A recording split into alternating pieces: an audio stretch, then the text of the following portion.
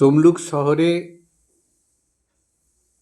নেতাজি সুভাষচন্দ্র বসু এসেছিলেন এবং তমলুক শহরে তার সহযোদ্ধাদের নিয়ে গোপন বৈঠকও করেছিলেন।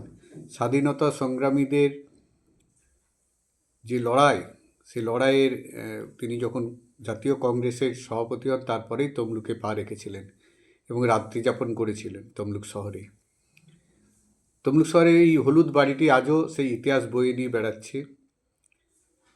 1938 সালে 11ই এপ্রিল তিনি তমলুক শহরে আসেন এবং তমলুক শহরের এই হলুদ বাড়িতেই তার রাত্রি যাপন।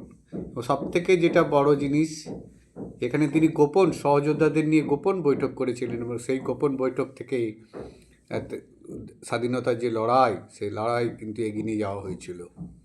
পূর্ব মেদিনীপুর জেলার অন্যতম স্বাধীনতা সংগ্রামের জায়গা তমলুক শহর। সেই তমলুক শহর আজও সেই স্মৃতি বয়ে নিয়ে বেড়াচ্ছে এই হলুদ বাড়িটি।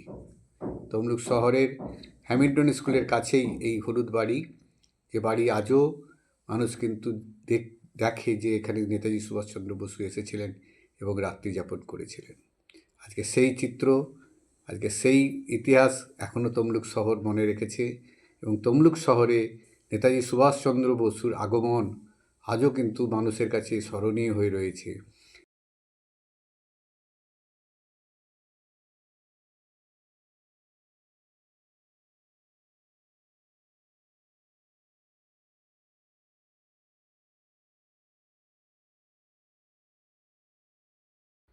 এবং তা অনেক ইতিহাস রয়েছে এই তমলুকের স্বাধীনতার লড়াইয়ে। তমলুকের মানুষ আজও কিন্তু সেই স্বাধীন জায়গায়, সেই সতীশচন্দ্র সামন্ত থেকে শুরু করে সুশীল কুমার ধারা এবং একটা যে লড়াই হয়েছিল সেই স্বাধীনতার, তারও ইতিহাস কিন্তু বয়ে বেড়াচ্ছে এই বাড়িটি।